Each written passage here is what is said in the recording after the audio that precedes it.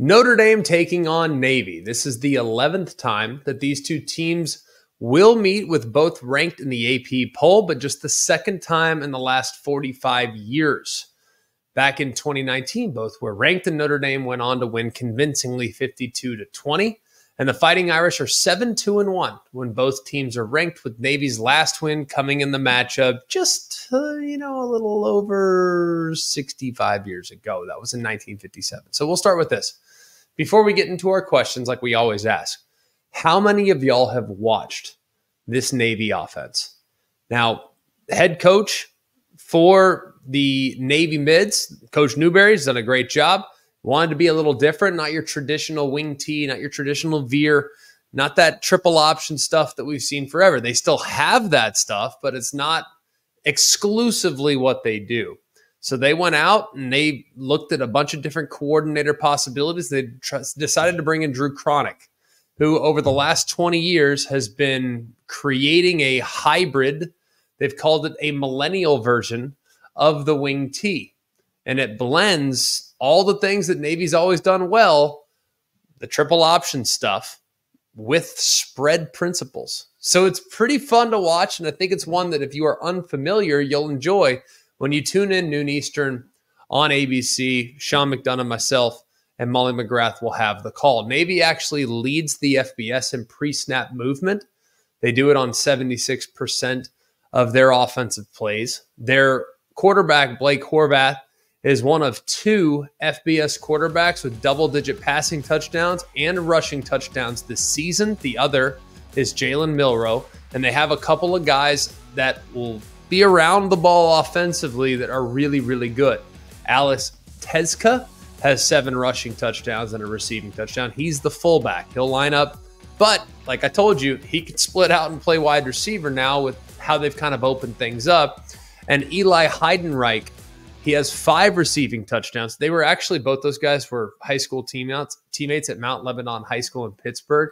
So they've known each other since the first grade. These two guys are the stars, alongside Blake Horvath, there for the Navy Mids. Really fun to watch these guys. It's a lot of fun to operate. Let's get into the questions that will ultimately decide the game. Question number 1. Can Navy create big plays? We know that Notre Dame's really good, a really stout unit. And if you think that Navy's just going to snap the ball and just matriculate their way down the field, I just think that's a fool's errand. They have a significant talent disadvantage along the front, which means you're going to have to manufacture some big ones. And we've seen Navy play against talented teams this year. That was against Memphis, the most talented team they faced. They pulled out all the stops, double passes, throwbacks, halfback sweep passes, jet sweeps, misdirection. I mean, they've had to have run 6 or 7 plays that would be considered tricky. So can they create some big ones against a team that is even more talented than the one they saw in Memphis? The good news is Navy has been pretty good at creating some of these big plays, both on the ground and through the air. Navy has 8 plays of 50-plus yards this season. The only FBS team with more is Boise State. So they've done a pretty dang good job when it comes to creating big plays. Another thing about Navy, too, is they can throw it now. Horvath's average pass traveled, ADOT, if you will, the average depth of target, is 12.2 yards downfield, and 28% of his passes travel 20-plus yards. So they're going to air it out, and they're not afraid to take some chances.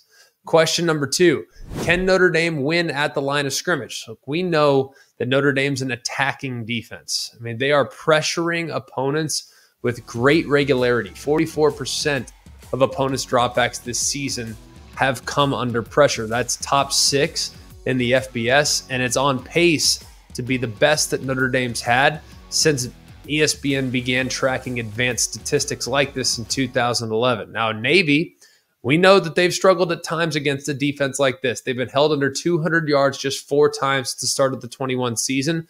2 of those 4 were against Notre Dame. So it'll be really interesting to see the talent advantage in favor of the Irish. Will Navy neutralize that at all? And they can do it by scoring touchdowns in the red zone, which takes us to question number 3. Can Navy win in the red zone? That's where they've been excellent this year. Excellent, really good.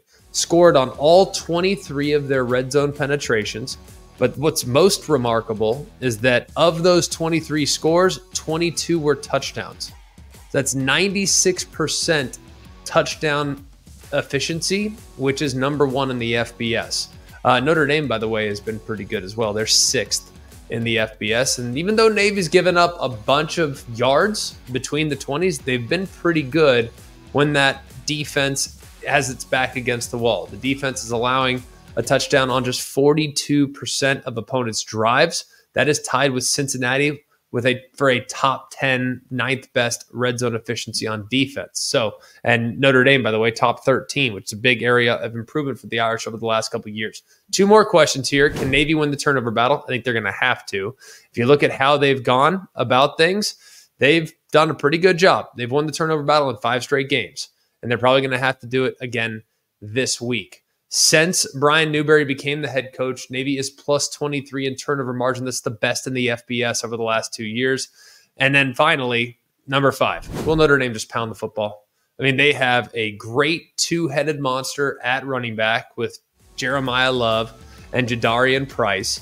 You got Riley Leonard, who also likes to contribute with his legs as well. So can Notre Dame just pound it? I think back when I think of matchups like this, I always revert back to when Cincinnati played against Alabama in the semifinal game there in 2021. Alabama just time and time again would just pound it. I mean, the first 12 plays, I feel like, were Brian Robinson off tackle, inside zone, mid zone, outside zone, just right downhill, gap trap, power. You name it, they just pounded the football because there was such a significant size advantage and there was a depth advantage in favor of the Tide. Will that come to fruition here for Notre Dame with all the different pieces they have offensively that can run the football? A couple trends in the game. Navy, 6 straight games have gone over the total. That's tied for the 2nd longest active streak in the FBS. And Notre Dame is 11-2 against the spread against ranked teams since 2022. That is the best in the FBS. I thought everyone said Marcus Freeman couldn't win big games. Well, 11-2 against spread's pretty dang good. 22-7 against the spread against ranked teams since 2018. That is also the best in the FBS. I will not be picking the game, but I will be fascinated by the game. I think it's one of the great stories of the college football season to have Navy at this point of the season undefeated, and then Notre Dame on the heels of a 5-game winning streak playing for a chance to get into the playoff conversation. Should be fascinating. It's noon Eastern on ABC.